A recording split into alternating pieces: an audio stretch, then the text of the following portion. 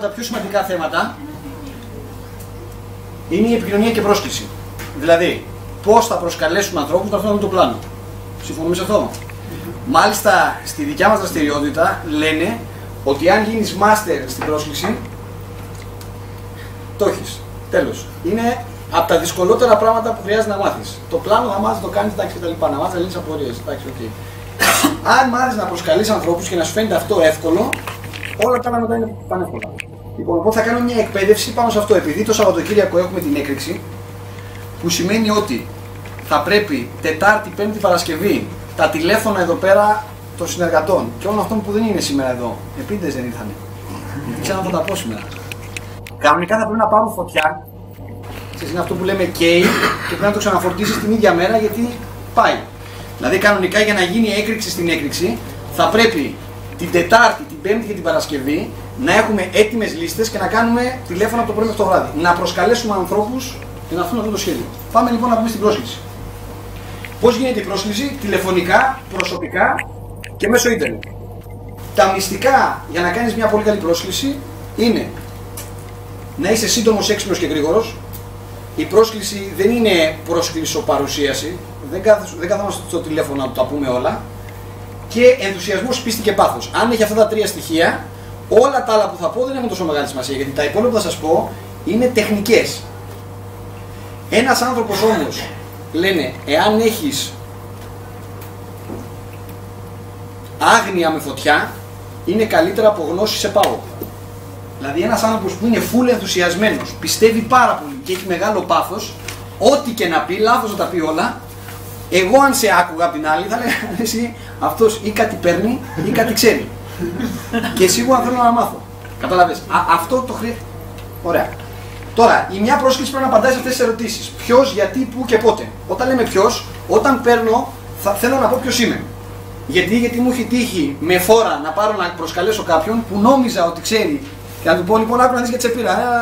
Και μετά κάπου στη μέση, μετά από 2-3 λεπτά, με διακόπτει και μου λέει, ρε φίλε, ποιος είσαι? Οπότε, γεια σου Νίκο, είμαι ο Θοδωρής. Απλό. Θέλω να το πω αυτό. Μήπως ενοχλώ, έχεις 2 λεπτά να σου πω κάτι σημαντικό? Επειδή είπαμε ότι η πρόσκληση θέλω να είναι σύντομη, γρήγορη, δεν θέλω να τον πάρω τηλέφωνο και να του πω πες μου τα νέα σου και να ξεκινήσει ο άλλος. Άσε ρε, δεν στάπα, προχθές έγινε αυτό και να πάει συζήτηση αλλού. Γεια σου Νίκο, τι κάνεις, είμαι ο Θοδωρής, έχεις 2 λεπτά, θέλω να σου πω κάτι σημαντικό. Κατευθείαν τον άλλον τον προδιαθέτει, τον βάζω σε ένα mode ότι θα μιλήσουμε για κάτι άλλο.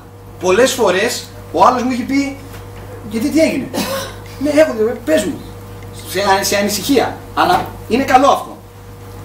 Και επίσης είναι σαν να του λες ότι, όταν του λες έχεις 2 λεπτά, προφανώς του λες ότι δεν θα κάτσουμε να μιλήσουμε 200 ώρες, θα μας εξελθώ για 2 λεπτά. Γιατί τον προσκαλώ? Καλό γιατί έχουμε μια επιχειρηματική δραστηριότητα και ψάχνουμε για συνεργάτες. Γιατί συμφέρει τον υποψήφιο η πρότασή μας? Η ερώτηση που παίζει στο μυαλό του την ώρα που εσύ του μιλάς και του κάνεις την πρόσκληση είναι γιατί πήρε σε μένα. Η ίδια ερώτηση μπορεί να παίζει σε εσάς όταν κάποιος σας πήρε τηλέφωνο και σας έκανε την πρόσκληση. Άρα, εγώ μες στην πρόσκλησή μου πρέπει να το απαντήσω αυτό. Έκφραση κλειδί, είσαι ανοιχτός σε επαγγελματικές προτάσεις πέρα από αυτό που κάνεις τώρα? Αυτό είναι το πρώτο πράγμα που λέμε. Γεια σου Κώστα, τι κάνεις? Έχεις 2 λεπτά να σου πω κάτι σημαντικό? Ωραία, μία ερώτηση. Είσαι ανοιχτός σε επαγγελματικές προτάσεις πέρα από αυτό που κάνεις τώρα? Και η απάντηση που θέλω είναι ναι ή όχι. Εξαρτάται, Θοδωρή. Δεν μου απάντησες. Πες μου αν είσαι ανοιχτός. Είσαι ανοιχτός, ναι ή όχι? Ναι, είμαι εσύ, αλλά με τι έχει να κάνει? Προχωράμε. Ή όχι δεν είμαι, άμα σου πει όχι δεν είμαι, οκ, να είσαι καλά, χάρηκα, γεια σου. Εύκολο, γρήγορο. Στην ερώτηση με τι έχει να κάνει, έχουμε 3 διαφορετικές παραλλαγές. Βασικά δεν είναι μόνο αυτές οι 3, είναι πολλές. Αλλά αυτά εδώ είναι αυτά που λέμε τα must-er. Must-er είναι η ατάκα σου. Πρέπει να έχεις μια ατάκα, αν σε ρωτήσει κάποιος με τι ασχολείσαι Θοδωρή, με τι ασχολείσαι, τι κάνεις, πρέπει να έχεις την ατάκα, το must-er. Εδώ έχω βάλει 3 διαφορετικά και εσείς σίγουρα πρέπει να σκεφτείτε κι άλλα, γιατί έχει να κάνει με το τι ταιριάζει στον καθένα. Οκ.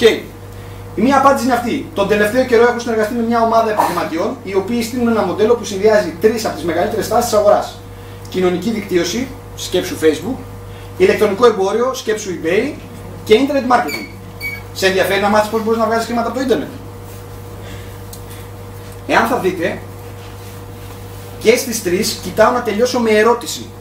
Δηλαδή θα πω το μάστερ μου και μετά σε ενδιαφέρει να μάθεις πώς μπορείς να βγάλεις σχήματα από το ίντερνετ. Η ερώτηση είναι σικέ. Δηλαδή 99% περιπτώσεις ο άλλος θα σου πει ναι, με ενδιαφέρει.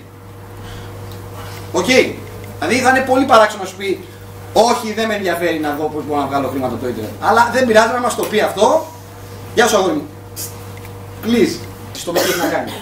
Αυτή την περίοδο δημιουργείται το μεγαλύτερο και πιο prestige club προσφορών και εκτόσεων στον κόσμο. Όπου μπορούμε να γλιτώνουμε χρήματα από όλες τις αγορές μας και παράλληλα να κερδίζουμε χρήματα από τον τζίρο άλλων. Σε ενδιαφέρει να μάθεις πώς να γλιτώνεις και να κερδίζεις κι εσύ της αγοράς και πάει πιο πολύ στο internet marketing. Το άλλο περιγράφει πάλι το τι κάνουμε. Μιλάει για prestige club προσφορών και εκτόσεων. Τρίτον, άλλη απάντηση. Με τι έχει να κάνει Θοδωρή? Η Groupon δημιουργήθηκε το 2008 και χωρίς να παράγει τίποτα κάνει τζίρο δισεκατομμυρίων. Χάρη στη δύναμη των προσφορών στην εποχή μας. Εάν είχες την ευκαιρία να συμμετέχεις στο ξεκίνημα της Groupon χωρίς να βάλεις κεφάλαιο, θα το έκανες? Ωραία, πρέπει να βρεθούμε να μιλήσουμε. Οκ. 3 διαφορετικές προσεγγίσεις και οι 3 δεν αναφέρονται στο Olympic Idea. Εάν κάποιος θα δει μετά το δικό μας πρόγραμμα, δεν θα καταλάβει γιατί τον προσκάλεσες. Έχουν όμως τελείως διαφορετική προσέγγιση. Εάν θέλω να μιλήσω σε έναν φίλο μου, ο οποίος ξέρει ότι είναι ιντερνετάκιας, μαντέψτε ποια από τις 3 θα κάνω. Την πρώτη. Μπράβο. Εάν είναι να μιλήσω σε μία φίλη της μητέρας μου, ποια από τις 3 θα κάνω? Καμία. Τι? Η δεύτερη, μπράβο. Και αν είναι να μιλήσω, αυτή η τρίτη δεν ξέρω σε ποιον άρεσε, εμένα ας πούμε είναι από τις αγαπημένες μου. Έτσι, είναι πάρα πολύ ωραία. Βέβαια προϋποθέτει ο άλλος να ξέρει τουλάχιστον την Groupon. Υπάρχουν και άνθρωποι οι οποίοι μπορεί να μην ξέρουν. Τέλος πάντων. Έκφραση κλειδί. Προφανώς δεν μπορούμε να το αναλύσουμε τηλεφωνικώς, χρειάζεται να το δεις σχεδιασμένο και ολοκληρωμένο. Αλλιώς είναι σαν να μου ζητάς να σου ταχυδρομήσω ένα κούρεμα. Αυτό εδώ είναι σε περίπτωση που του πεις το μαστέρ και σε ξαναπρίξεις την ερώτηση. Δηλαδή, άμα σου πει δηλαδή ή πες μου κάτι παραπάνω, εκεί κολλάει. Κοίταξε, Γιάννη, δεν μπορούμε να τα πούμε αυτά τηλεφωνικά. Είναι κάτι που πρέπει να το δεις σχεδιασμένο και ολοκληρωμένο. Ρε φίλε, είναι σαν να μου ζητάς να σου ταχυδρομήσω ένα κούρεμα. Λοιπόν, πού και πότε. Αφού λοιπόν πει ναι, ok, με ενδιαφέρει, καθορίζουμε τον τόπο και τον χρόνο που θα βρεθούμε να ακούσει. Πάντοτε τον βάζουμε να επιλέξει ανάμεσα σε 2. Θα ήταν καλύτερα την Τρίτη το βράδυ στις 8, ξέρω εγώ, εκεί, ή την Πέμπτη στις 6 εκεί. Δεν το ρωτάμε πότε θα ήταν καλύτερα να βρεθούμε, γιατί άμα το ρωτήσει πότε θα ήταν καλύτερα να βρεθούμε, το αυτό, Μουντιάλ, ποτέ παίζει, εκείνο, άστο. Λοιπόν, καλύτερα την τάδε ή την τάδε. Έκφραση κλειδί. Πολύ ωραία. Κώστα, ετοιμάσου τον Τρίτο βράδυ να ακούσει κάτι που θα αλλάξει πάντα το οικονομικό σου μέλλον. Αυτό συνήθως το χρησιμοποιώ στο κλείσιμο. Αφού δηλαδή καθορίσουμε και μου πει εντάξει, με βολεύει την Τρίτη στις 8 να βρεθούμε. Ωραία, τέλεια. Νίκο, χαίρομαι πάρα πολύ που θα βρεθούμε την Τρίτη το βράδυ. Είμαι πάρα πολύ ενθουσιασμένος, θα ενθουσιαστείς και εσύ. Αυτό που θα ακούσεις θα αλλάξει το οικονομικό σου μέλλον. Αυτό το λέω και το κλείνω. Μερικοί, άμα πάντα το πείτε αυτό, θα αισθανθείτε άσχημα. Αν αισθανθείτε άσχημα, είναι γιατί δεν έχετε μεγάλη πίστη στο ότι αυτό το πρόγραμμα δουλεύει. Αν έχεις μεγάλη πίστη και ξέρεις ότι το πρόγραμμα δουλεύει, μια χαρά το λες αυτό. Και πίστεψέ μου, όταν το λες αυτό με σιγουριά, ο άλλος του δημιουργείται ένα. Έλα ρε εσύ. Δηλαδή, εγώ θέλω να έρθει με την περιέργεια ή ακόμα και με την καχυποψία. Δηλαδή, τι θα γίνει, τι θα μου πει, ας πούμε, ο Θοδωρής.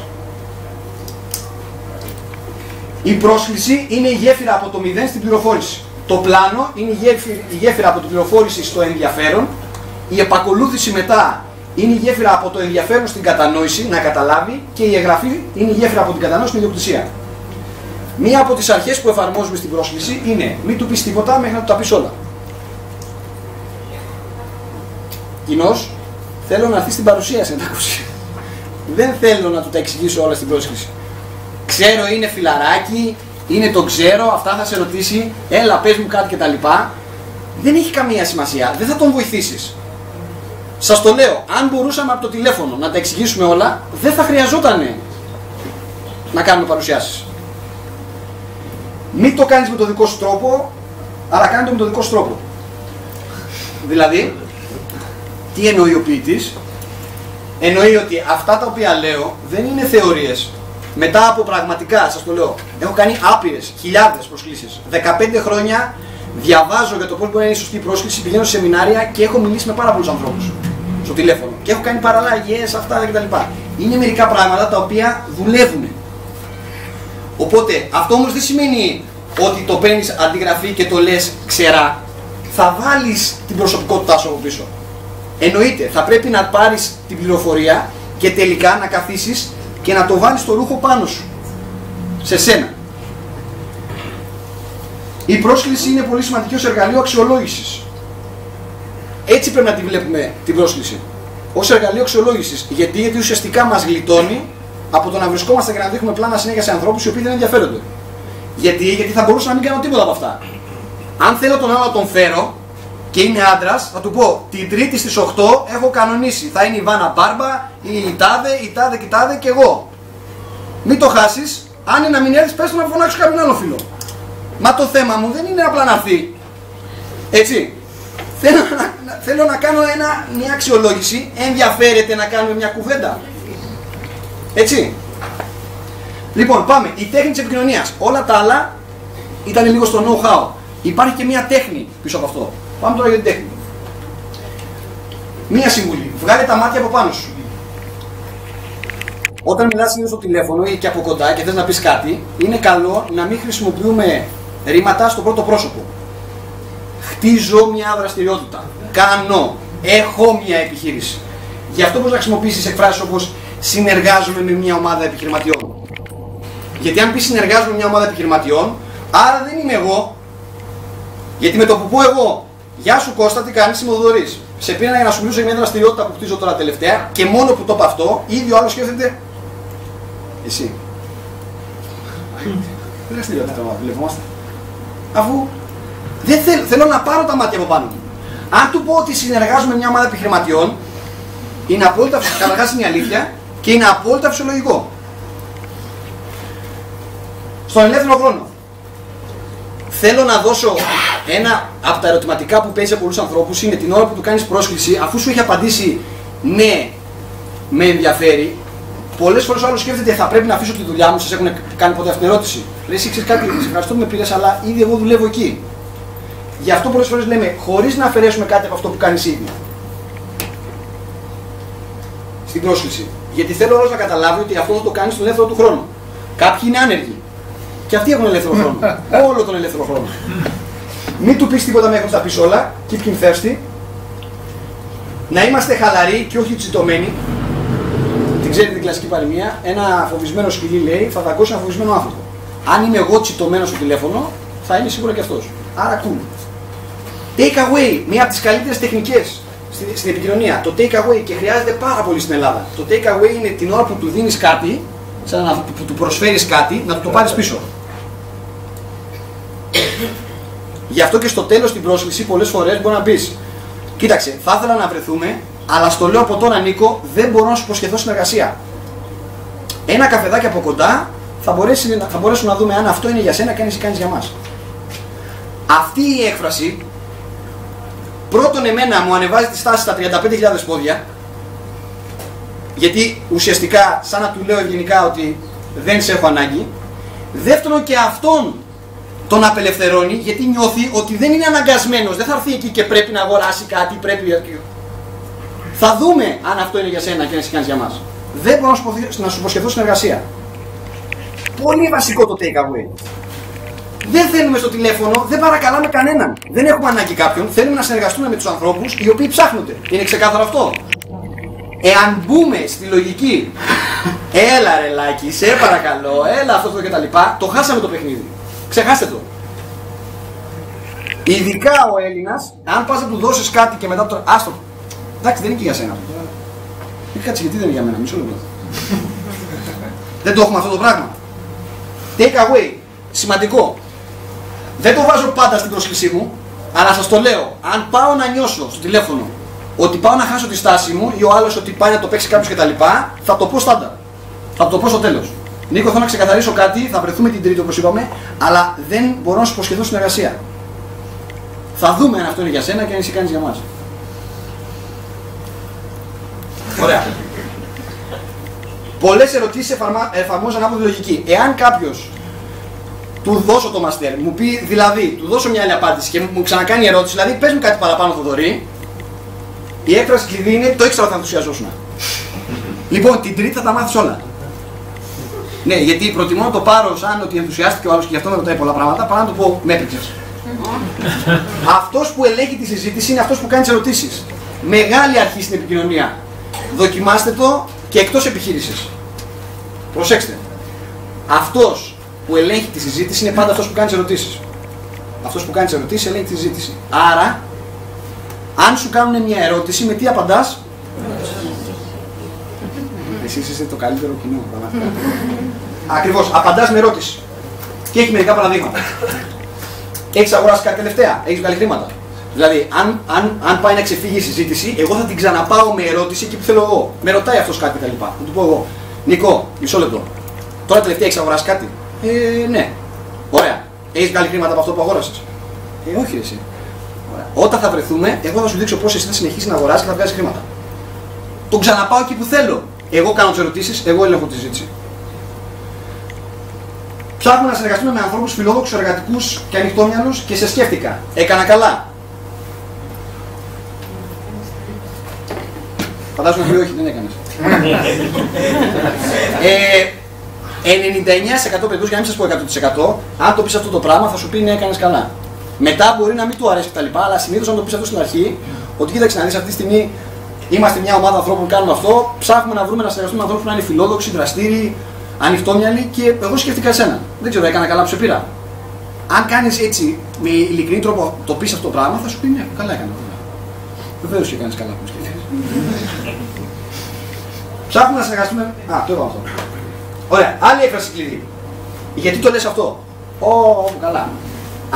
Αυτή η τόσο μικρή και σύντομη έκφραση θα σας λύσει τα χέρια.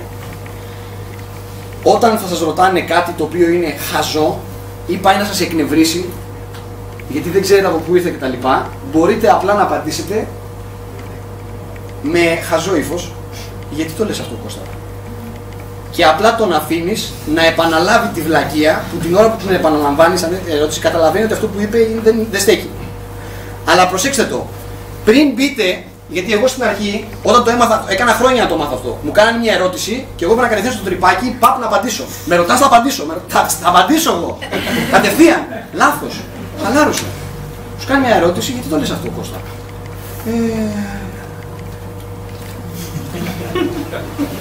Επίσης, το feel felt found που λένε στα αγγλικά. Feel felt found. Καταλαβαίνω πώς αισθάνεσαι, έτσι αισθανόμουν και εγώ. Αλλά ανακάλυψα αυτό. Επίσης είναι σαν τη ζάχαρη, κολλάει σου από τα αγγλικά.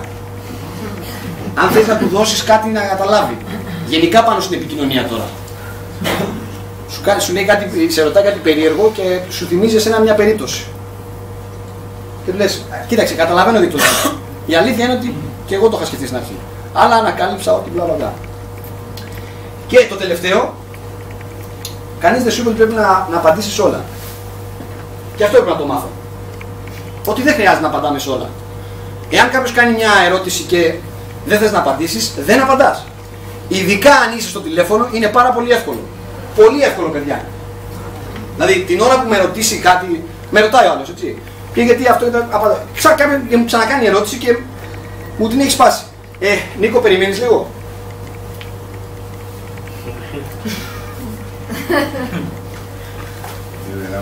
Το ξέρετε ότι μόλις θα το ξανασηκώσω, δεν χρειάζεται να συνεχίσω από εκεί που το άφησα. Λοιπόν, ποιος είπε ότι πρέπει να απαντάσω τις ερωτήσεις? Δοκιμάστε τα. Αλλά εξής πρέπει να απαντήσεις. Δεν έχω χρόνο. Αν τα χρήματα ήταν καλά, θα έβρισκες χρόνο. Τα κλασική απάντηση λέγαμε παλιά. Εμένα η πιο ωραία απάντηση που μου αρέσει είναι αυτή. Ακριβώς αυτό ψάχνουμε. Ανθρώπους που δεν έχουν χρόνο. Μην ανησυχείς, έχουμε ένα πρόγραμμα γι' αυτό. Το έχουμε ένα πρόγραμμα γι' αυτό. Κολλάει σχεδόν σε όλες τις. Ξέρεις κάτι, φανταστικό αυτό που μου είπες, αλλά είναι πάρα πολύ κοντός για να το κάνω. Μην ανησυχείς, έχουμε ένα πρόγραμμα γι' αυτό. Είναι πάρα πολύ ψηλός, έχουμε ένα πρόγραμμα γι' αυτό. Δεν έχω λεφτά, έχουμε ένα πρόγραμμα γι' αυτό. Δεν έχω χρόνο, έχουμε ένα πρόγραμμα γι' αυτό. Έχω πολλά λεφτά, έχουμε ένα πρόγραμμα γι' αυτό. Είμαι από το εξωτερικό και δεν ξέρω να μιλάω τέτοια. Έχουμε ένα πρόγραμμα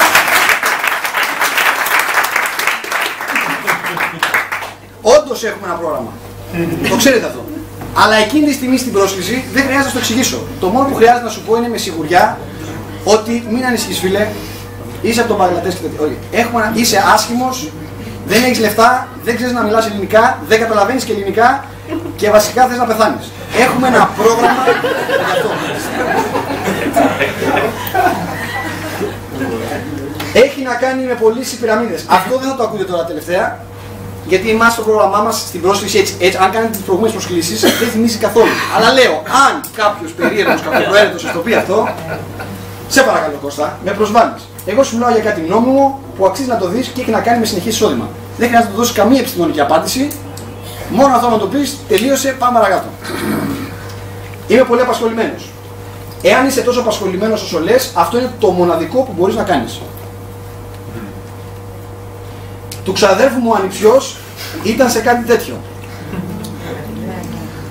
Δεν ξέρω καν για ποιο πρόγραμμα μιλάς. Άλλοι είναι αυτοί, άλλοι είμαστε εμείς. Την Olympic Plan B Enterprises, την ξέρεις?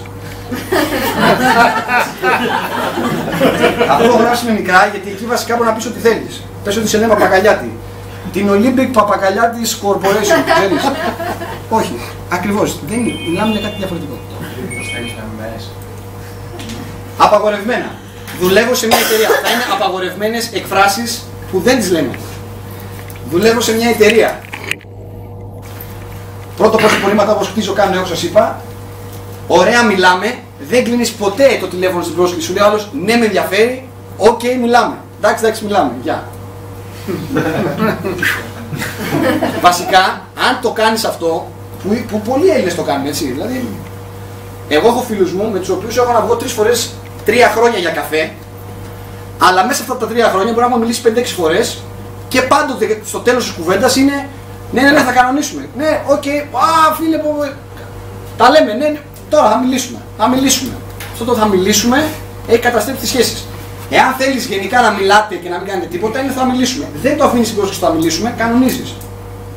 Πολυλογία απαγορεύεται, τα παρακαλυτά τα είπαμε, βάζουμε άτομα, η λέξη βάζουμε άτομα βιάχ και τη λέξη πουλάμε. Παραδείγματα. Περίεργα παραδείγματα που να σας πούνε. Θα λείπω ένα επαγγελματικό ταξίδι, θα σε πάρω από εβδομάδα που θα έχω γυρίσει. Έτσι, σας έχουν πει λόγους, σου λέει ο άλλος ναι, με ενδιαφέρει κτλ. Αλλά δεν μπορώ τώρα το Σαββατοκύριακο που έχετε έκρηξη γιατί ξέρω εγώ θα λείπω. Νίκο, επειδή ξέρω ότι τρέχεις και έχεις και εσύ τα θέματά σου, δεν θέλω να αφήσω το βάρος επικοινωνίας σε σένα. Θα σε πάρω εγώ από Δευτέρα για να κανονίσουμε. Καλό ταξίδι να έχεις. Γιατί αν το αφήσεις ναι, οκ, πάρε με, ξέρεις τι θα γίνει. Θα σου πω τι θα γίνει. Θα έρθει η Δευτέρα, θα τρως τα νύχια σου.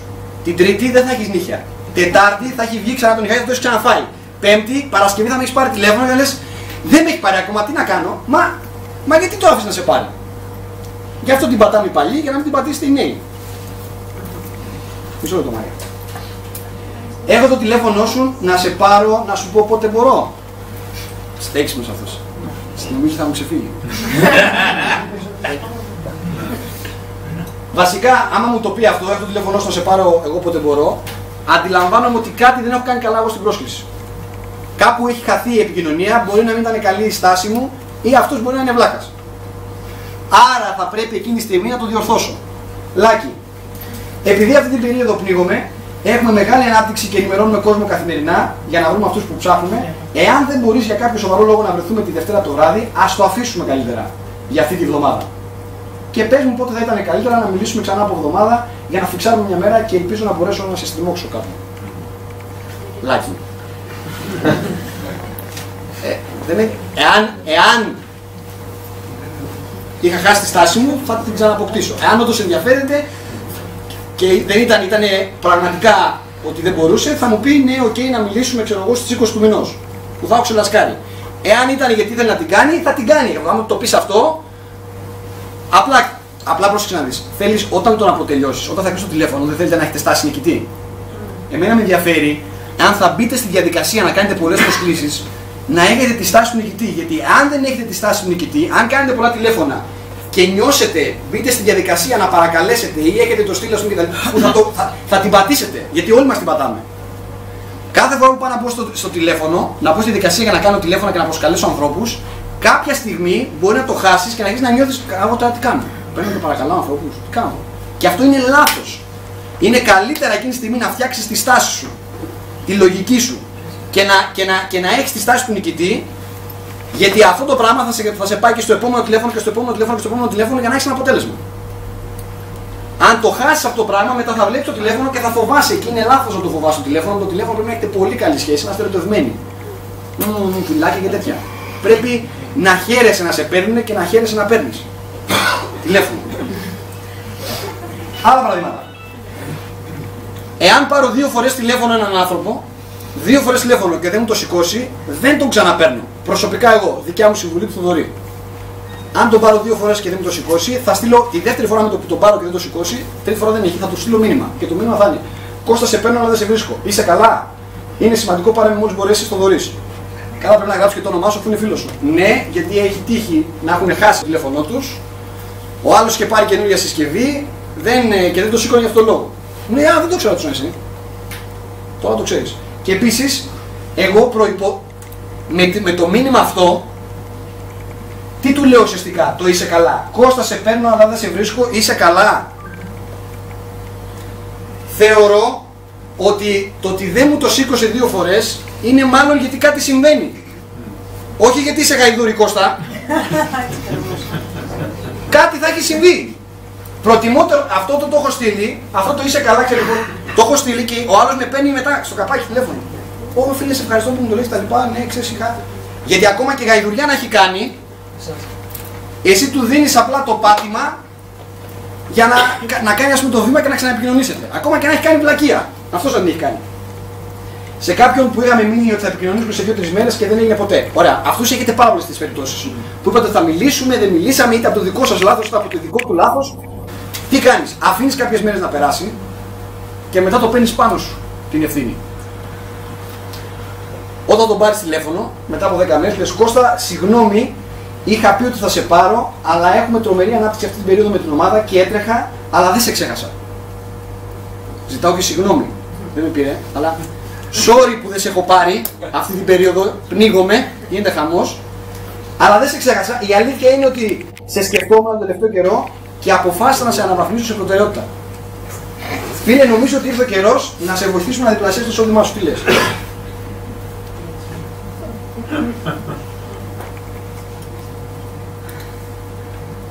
Ξέρω ότι μερικοί σκέφτεστε ότι εγώ δεν ξέρω αν μπορώ να το πω αυτό. Θα μπορέσεις και άνετα κιόλας. Χαλαρά. Πολύ χαλαρά. Δεν χρειάζεται να έχεις το ύφος, το σπαστικό. Εντάξει, εγώ τώρα τα διακομωδώ λίγο. Με απλό ύφος τα λες αυτά τα πράγματα. Πολύ απλό. Λοιπόν, αυτά τώρα για την πρόσκληση.